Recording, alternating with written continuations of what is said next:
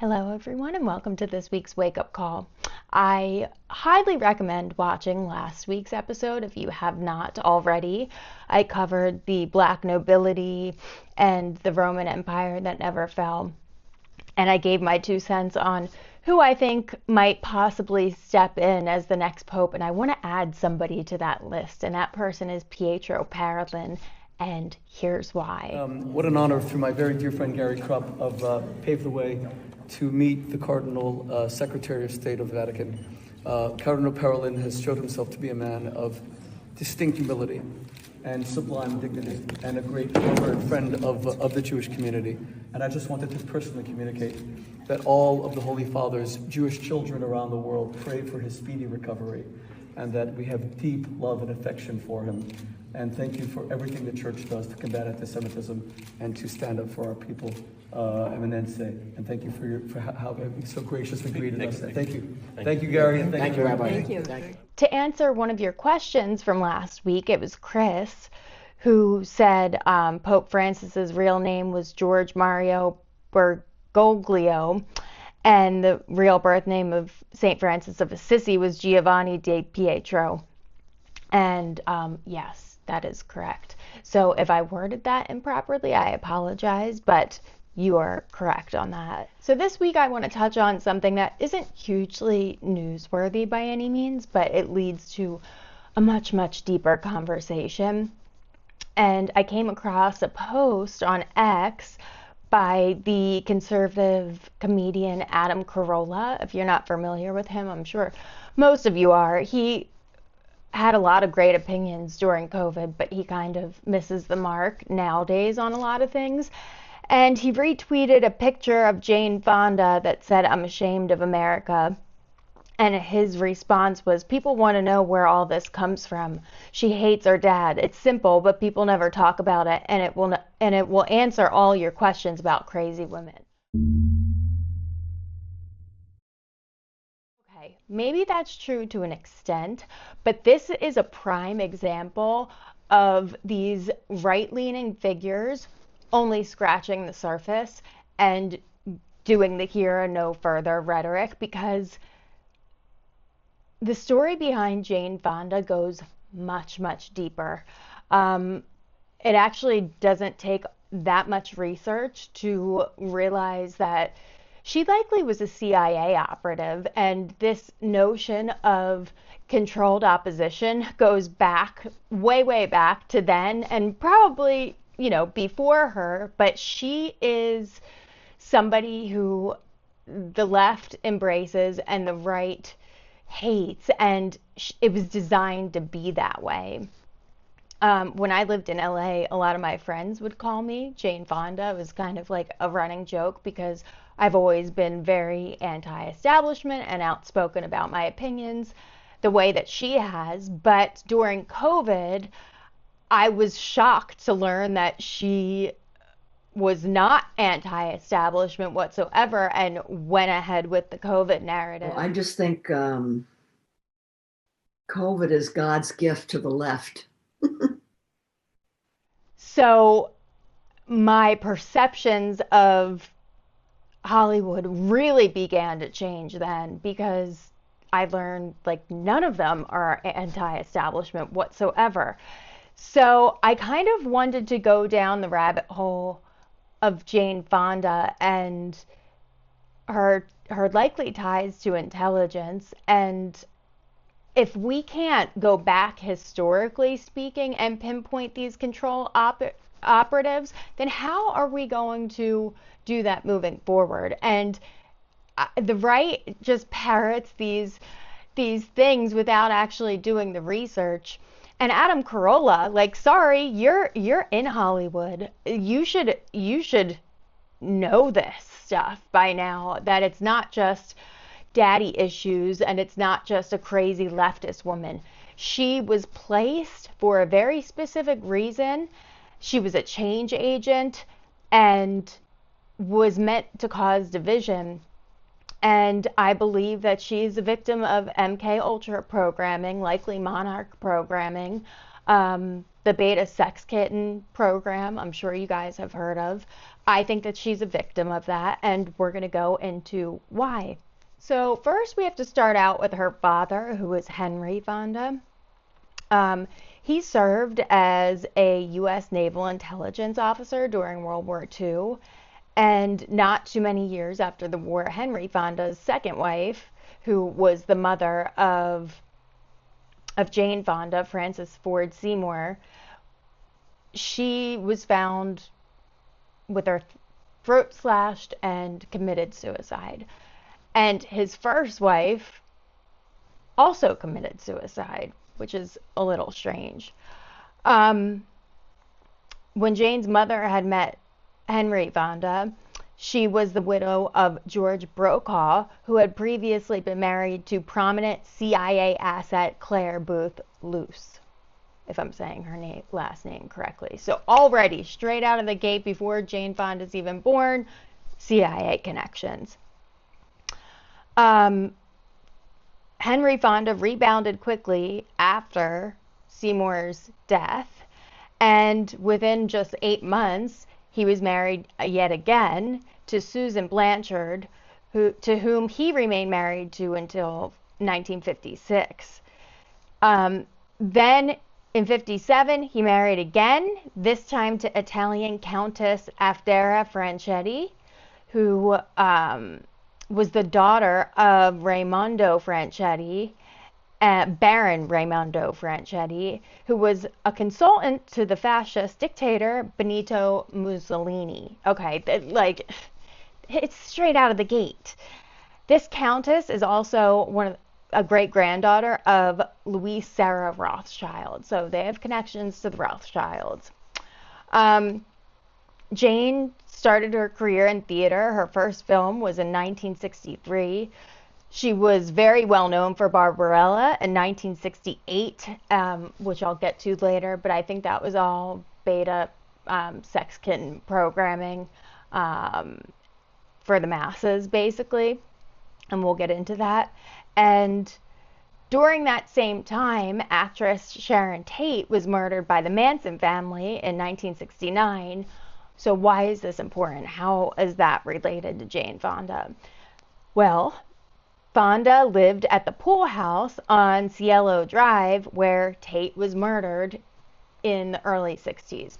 So I don't think that the Fondas had anything to do with the Manson murders, but it's kind of weird that she and her father both lived in the house that happened. That house had a lot of Hollywood celebrities and royalty in and out of it over the years prior to the murders, and the house was rented to Lillian Gish, who is a Baroness de Rothschild, so another Rothschild connection. So this house sounds like it was some sort of intelligence operation, cult, whatever, home that Jane Fonda lived in when she was a young woman. So I actually have a funny, well, I don't know if you want to call it funny, but a Manson ranch story. Not the house that the murder took place, but right before I left LA, I had one other conspiracy friend who lived in LA at the time during COVID, and she's like, "Do you want to go to the Manson Ranch? There's a trail up there, and we can kind of, check it out, see what it's all about." So, parallel to the Manson Ranch, there's this hiking trail, but a lot of that ranch is blocked off, and it says signs everywhere, "Do not enter, do not enter." It doesn't say anything about it being government property or anything like that, but it says "Do not enter" everywhere.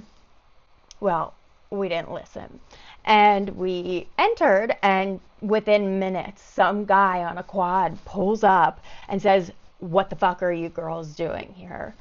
and looked pissed. So we're out in nature, in trees. I don't know how they knew that we were there. I guess they have cameras. I don't know if it's a satellite system, But I can tell you, after that happened, it definitely felt like there's still some sort of intelligence operation going on there because, like I said, within minutes, they knew we were there, which was a pretty interesting experience. So, cut to the early 70s. You know, in the late 60s, Jane Fonda was this sex symbol, and then in the early 70s, she became this peace advocate and anti-war advocate, and the right labeled her as Hanoi Jane because she went to North Vietnam on the enemy's territory and basically befriended them. And, you know, a lot of Americans think that she's a traitor because of that. I never necessarily did because I thought, like, you know, my views on war have always been both sides are not in the right and that it's orchestrated. So I never looked at her that way. But how the hell did a Hollywood actress get access to go and do that? Do you think that that's just random by chance or just because she's a celebrity? No, it's likely because it was a propaganda deal that was orchestrated by the CIA. She was a change agent and definitely created to have division between the right and the left. So this stuff dates back to then too. And I think it's important to revisit that because we still see that being carried out today in different forms. But this is like one of the biggest controlled opposition figures in Hollywood. And, you know, I can relate to her in some ways because I think she's actually genuinely passionate about the issues that she's talking about, but I think that she's been completely mind controlled to do so. And I don't know if she knows if she's a victim of MK Ultra, but it certainly seems like she is. With all that I know about MK Ultra and my time in Hollywood and stuff, it just seems like that's the case. There's a famous Angela Davis and Jane Fonda photo. Angela Davis was one of the leaders of the Black Panthers, who's also been linked to the CIA. And, you know, I used to look at that picture and be like, wow, that's so cool. And even when BLM came out, I was like, well, they're not the Black Panthers. Well, no, like, naive me, no, the Black Panthers were linked to the CIA too. So all of the stuff that we've seen play out, both on the right and the left with the woke agenda and all of this golden age shit that we're seeing is no different than what they rolled out in the late 60s and early 70s. Woke began in the 60s, as far as I'm concerned. I mean, the deeper you go, unpacking the hippie movement and psychedelics and all that stuff, like it was totally a CIA operation. And Jane Fonda was a huge figure in that. Even today, she's still carrying out the climate change nonsense, and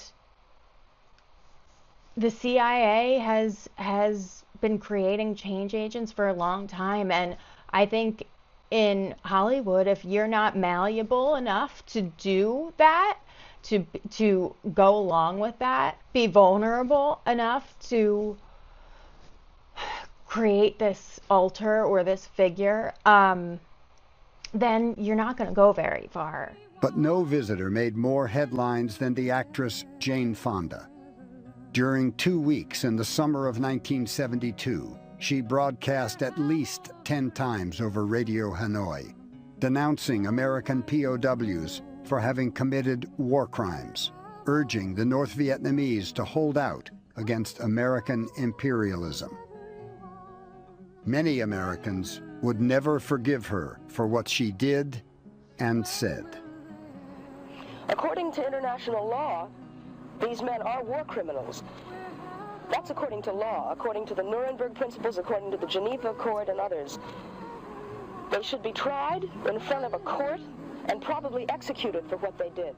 So the rumor is that when Jane Fonda went to North Vietnam, that operation was actually called Operation Barbarella. Now, when you go and Google it or search it, you can't really find that much information, but word on the street is that there was an actual name for the operation, and it was Operation Barbarella. So it's also rumored that that when she went there, not only was it for propaganda purposes, but it was to obtain information on North Vietnam. So these right-leaning people who think that she's a traitor, actually she was apparently there to gain information.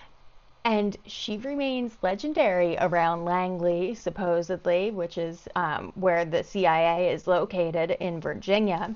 But it's rumored that she is legendary, that she was able to memorize names, ranks, positions of nearly 50 North Vietnamese officers that she came in contact with, as well as coordinates for headquarter buildings and other possible targets of interest for the Department of Defense. There are documents that reveal her mental capabilities remain legendary. So for these right-leaning people like Adam Carolla, who like always lean into that she was a traitor, actually no, she was highly likely working for the CIA. Another important thing to note is that she was perceived to be this anti-war hippie peace advocate, but if you go back to 1962, she was actually Miss Army recruiting, and there's a newspaper clipping and photos that I will show you, but it says actress Jane Fonda is given the honorary title by the Pentagon and speaks in Washington on behalf of the U.S. military. The picture, credited to UPI Telephoto, would resurface a decade later. From July 4th to 1972,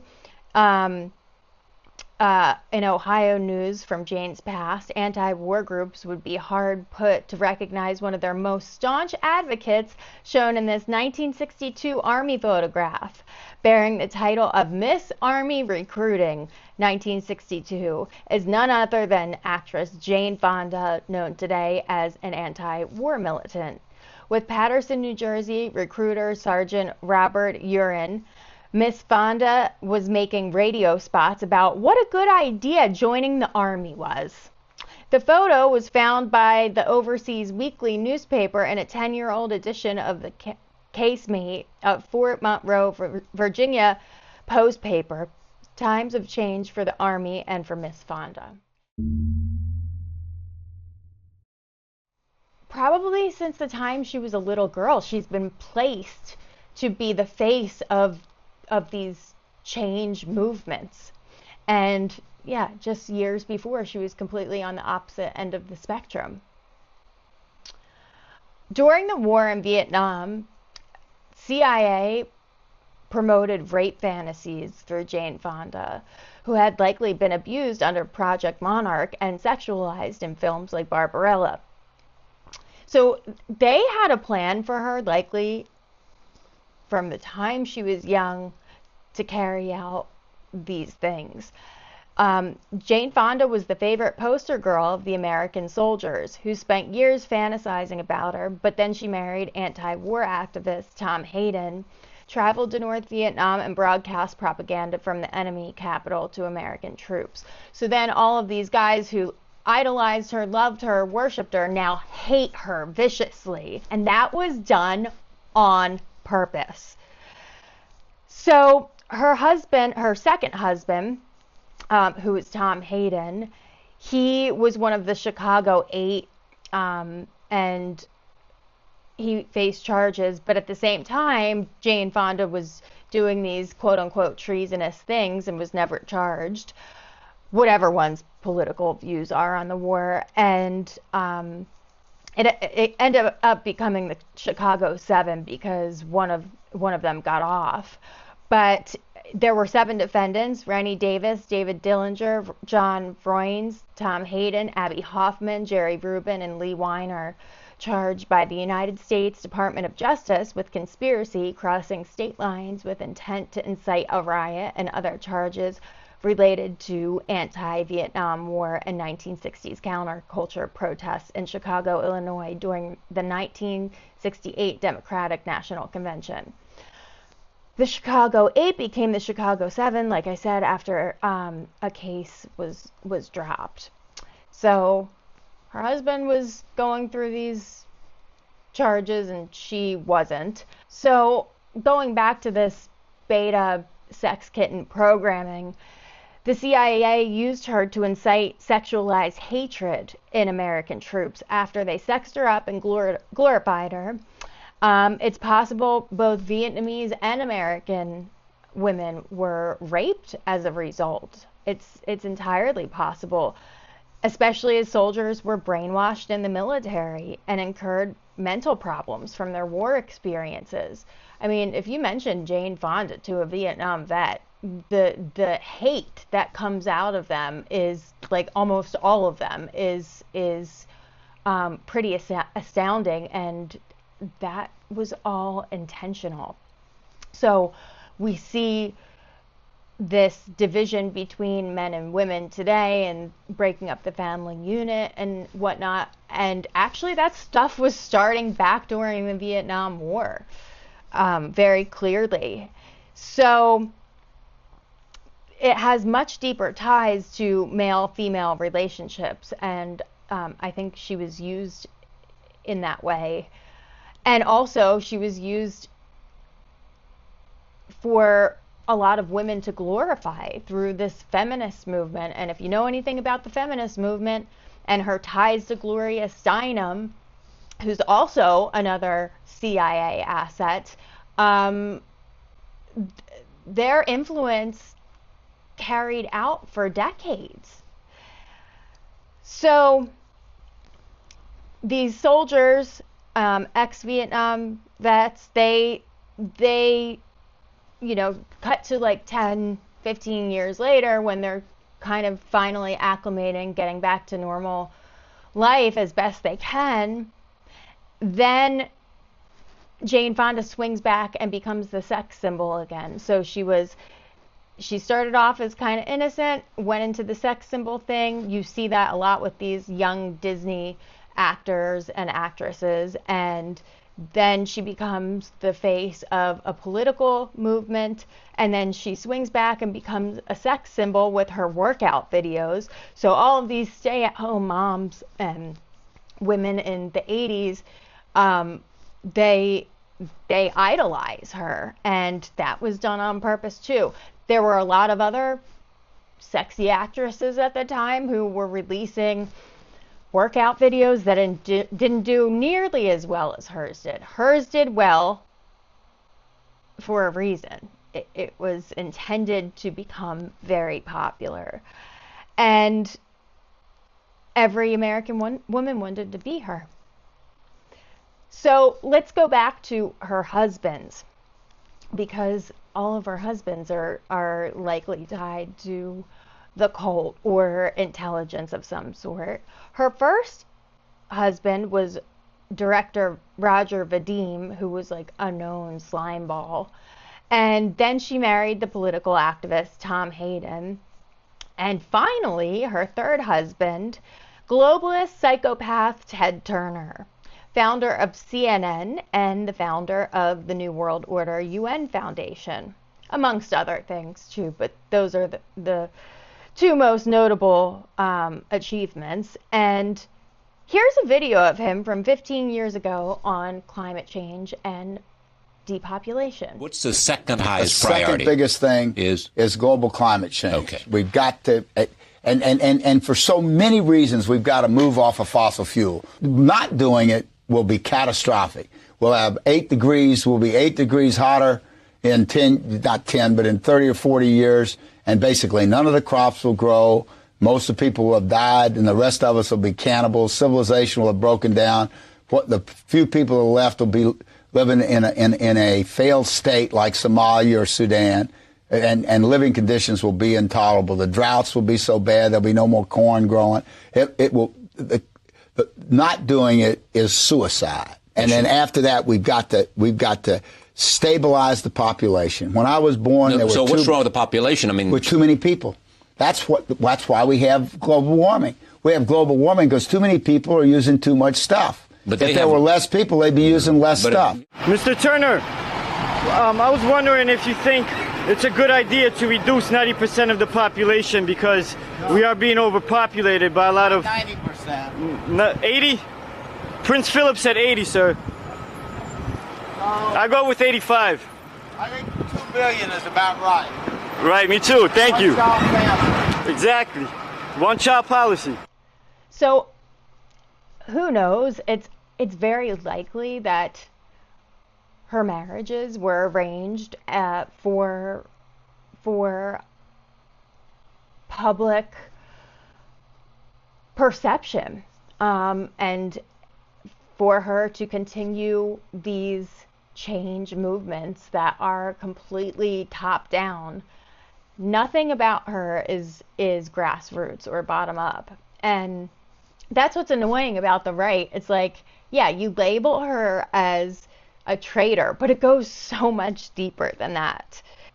Something else that I found that's kind of interesting to note, and I don't know how credible it really is, but for years there's been a rumor that Alex Jones was actually created by Ted Turner. And the only proof that I've found is there's an old video from probably, I don't know, like 15 years ago, I want to say. And it's one of Alex Jones's ex-employees who is getting questioned by police. And the cop asks who he works for. And the cop has some sort of document. And he says, I see here you work for Time Warner. And the guy goes, I work for Alex Jones. So a lot of people are linking Time Warner to InfoWars because Ted Turner owns Time Warner. So for me, it's not enough to show that that is the case. But it is interesting. So, like I said, Jane was also linked to Gloria Steinem. In 2005, Robin Morgan, and Gloria Steinem co-founded the Women's Media Center, an organization that works to amplify the voices of women in the media through advocacy, media, and leadership training, and the creation of original content. Fonda serves on the board of the organization. Just like the Me Too movement and all that bullshit, these women in Hollywood who think that they're actually helping other women are not whatsoever. It's all programming. And for as much as Jane Fonda is pro-peace, she certainly doesn't really have that much to say about Israel genociding Palestine. I mean, she calls for peace, but she doesn't call out Israel. And with a personality like she has, and the whole act during Vietnam, if she was real, she would be calling this shit out right now. And she's not. So, like I said, all of this really struck a nerve with me when I saw it, because during COVID, when I saw that she was not speaking out against it, I guess I was naive, but it was a huge wake-up call for me, and a huge wake-up call beyond just that she was a traitor. She was placed to have a very specific role. So moving on to some other news of the week, there were obviously the power outages in parts of Europe and Spain and France, and seems like, a lot of people are speculating what it really is, but if I had to guess, it's likely all of the green energy crap that they're trying to roll out, and they're not reliant on the old system. They're switching over to this new green energy, and it's just not efficient, and it's not reliable. And I think it's as simple as that. But one thing to note that is pretty interesting is that Spain was hit by this massive power outage days after canceling the Israeli arms deal. Spain scraps, this is from France24.com, Spain scraps contested Israeli arms deal after uproar. Spain on Thursday canceled a contract to buy bullets from an Israeli company following pressure from the socialist-led government's far-left coalition partner, a move swiftly condemned by Israel. And, it goes on to give the details of it. But, that's kind of odd, isn't it? And when you break down our power system and our grid here in the United States, Whitney Webb did an interview which points out that basically Israel's in control of our power here too. So if that's the case, like, the plug can be pulled at any time, and I'll let her speak for herself, but I don't like to fearmonger, but it's one issue that I do feel we should all be prepared for. I do know a lot of us live in small spaces. You don't have a lot of room for storage of all different sorts, and in Europe and the UK and Australia, where a lot of you guys are from, you're not able to have guns and stuff like that. But I think at minimum, just always have like 2 or 3 weeks of canned food and water just in case, because we saw what happened in Europe, and this can happen anywhere, anytime. So an Israeli intelligence guy forms this company and says, we're going to take care of American hospitals, dams, water infrastructure. Dams come later, but it was first health infrastructure. And they partnered with CISA, that's supposed to protect critical structure, including election infrastructure, but also things like water systems, the power grid, all sorts of things like that, as well as hospitals. And beyond that, it's not just hospitals anymore. As you mentioned, it's expand to dams, it's expand to water systems, and also nuclear reactors in the United States. So you have a foreign intelligence-founded nonprofit being offered access to all of these critical systems in the United States. How is this being allowed? I mean, we know the deep connections between Israel and the United States, so this goes deeper than that. Also, the Trump White House is facing scrutiny following its appointment of Merav Sarin, who is a former fellow at Israel's Ministry of Defense, to serve as a director on the National Security Council, despite her history as a high-level operative in the IDF. Why don't we just let all of Israel just walk right into our government? I mean, what the fuck? She's a joint citizen. They're not even subtle about it anymore. She's a joint citizen, but she was born in Israel. Like, why not just put a load of Israelis on the National Security Council at this point? It's completely unacceptable. How we're going to get out of this, I don't know, but we're going to have to figure it out. We basically have a foreign agent in the White House, and she might even be a freaking Mossad agent. So that's crazy. We also have a lot of news coming out about chemtrails and them being real. You guys are dealing with a lot of that in the UK right now. I know that they're basically coming out and saying, we're going to do this no matter what, whether you like it or not. And people are just going about business as usual. And anybody who says that chemtrails aren't real at this point, you're nuts. You're absolutely nuts. And RFK went on to the Dr. Phil show a few days ago, and he was talking about ending the spraying of our skies and we're being poisoned like bugs, which sounds great, but he said it's done through jet fuel, which there's plenty of videos out there that show that it's not just jet fuel, and that it's sprayed from the nozzles on the wings of the plane. Now, maybe that's changed, I don't know, but over the years I've seen so many videos of the spraying, like people leaking this information. So, you know, it's like, are they going to be completely honest about this? Probably not. We'll probably get a portion of the truth and they'll hide the rest. And that's what they have to do in these scenarios when too much information gets out, and then they act like they're telling the complete truth and they're not. So to end this episode, like I said, I started off everything kind of going back in time and looking at the 60s and the 70s as CIA infiltrated non-grassroots movements. And I think the same thing is happening now. You know, it happened over the past 8 to 12 years with the woke stuff, and now it's happening with the golden age.